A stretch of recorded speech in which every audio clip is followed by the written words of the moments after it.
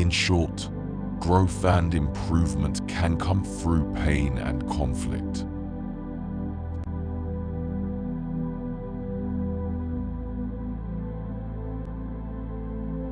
It isn't normal to know what we want.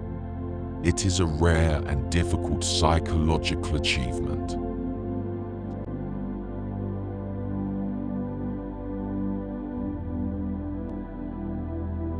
Obviously, the most beautiful fate, the most wonderful good fortune that can happen to any human being, is to be paid for doing that which he passionately loves to do.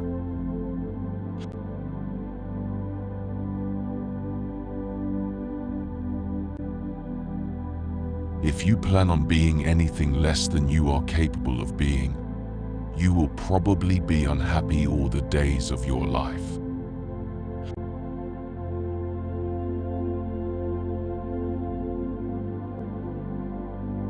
To the man who only has a hammer, everything he encounters begins to look like a nail.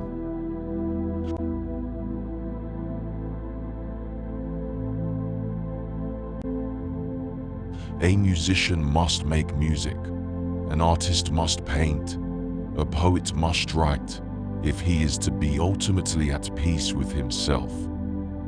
What a man can be, he must be.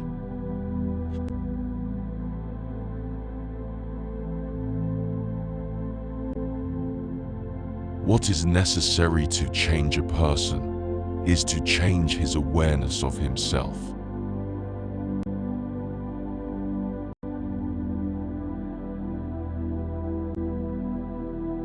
Be independent of the good opinion of other people.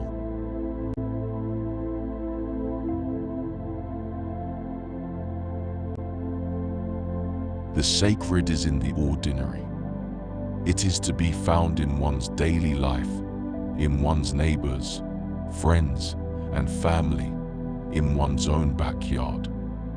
This lesson can be easily lost.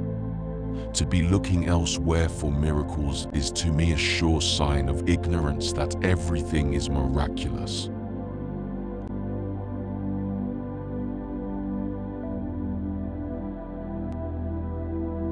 If the essential core of the person is denied or suppressed, he gets sick, sometimes in obvious ways, sometimes in subtle ways, sometimes immediately, sometimes later.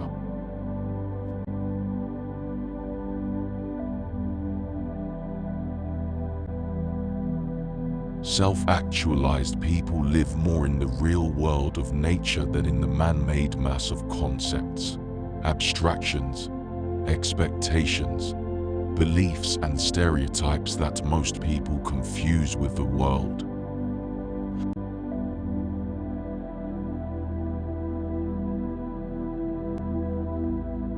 The most fortunate are those who have a wonderful capacity to appreciate again and again, freshly and naively, the basic goods of life with awe, pleasure, wonder and even ecstasy.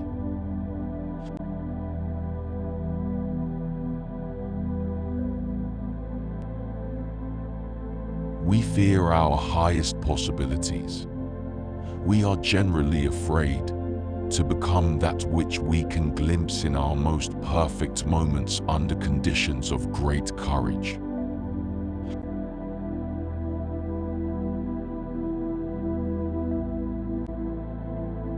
Seeing is better than being blind, even when seeing hurts.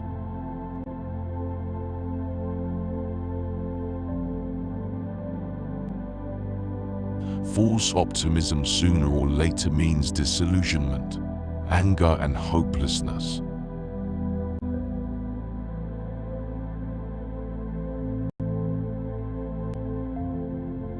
One's only rival is one's own potentialities. One's only failure is failing to live up to one's own possibilities. In this sense, every man can be a king, and must therefore be treated like a king.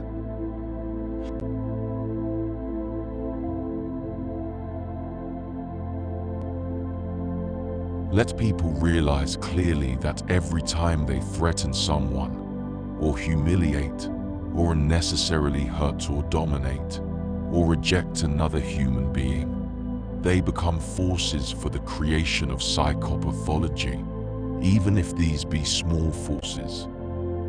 Let them recognize that every person who is kind, helpful, decent, psychologically democratic, affectionate, and warm is a psychotherapeutic force, even though a small one.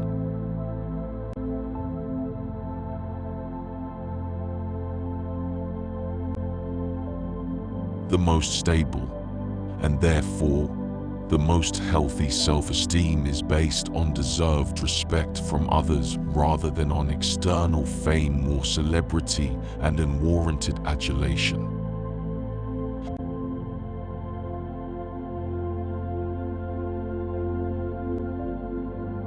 Not allowing people to go through their pain and protecting them from it may turn out to be a kind of overprotection, which in turn implies a certain lack of respect for the integrity and the intrinsic nature and the future development of the individual.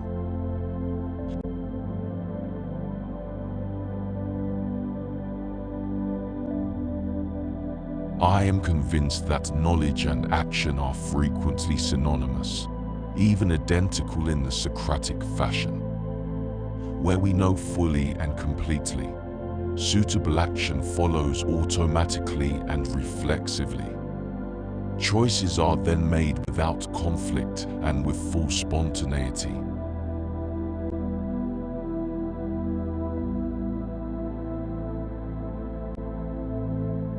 Every age but ours has had its model, its ideal.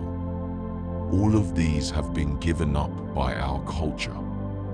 The saint, the hero, the gentleman, the knight, the mystic. About all we have left is the well-adjusted man without problems, a very pale and doubtful substitute.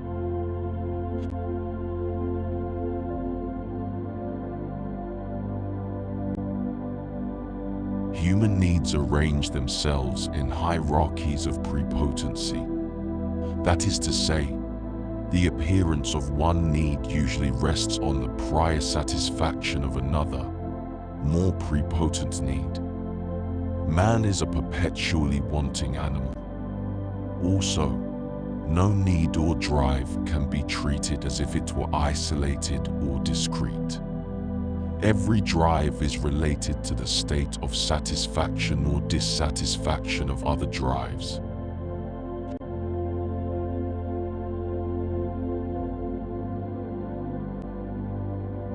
How good a society does human nature permit? How good a human nature does society permit?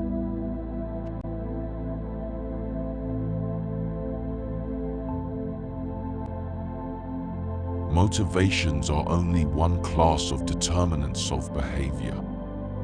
While behavior is almost always motivated, it is also almost always biologically, culturally and situationally determined as well.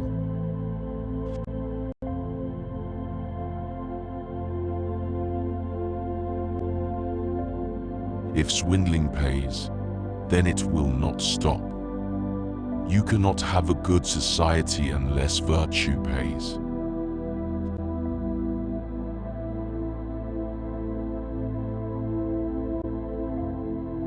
The person who hasn't conquered, withstood, and overcome continues to feel doubtful that he could. This is true not only for external dangers. It holds also for the ability to control and to delay one's own impulses, and therefore to be unafraid of them.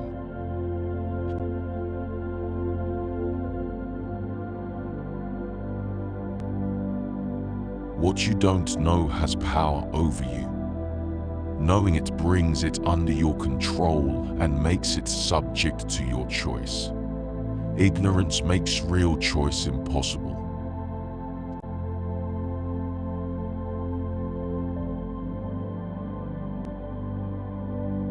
I can feel guilty about the past, apprehensive about the future, but only in the present can I act. The ability to be in the present moment is a major component of mental wellness.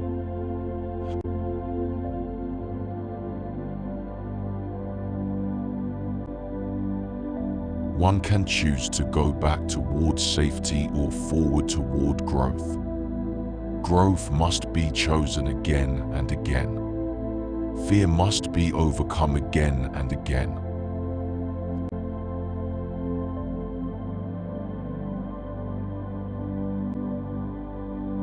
If I were dropped out of a plane into the ocean and told the nearest land was 1,000 miles away, I'd still swim.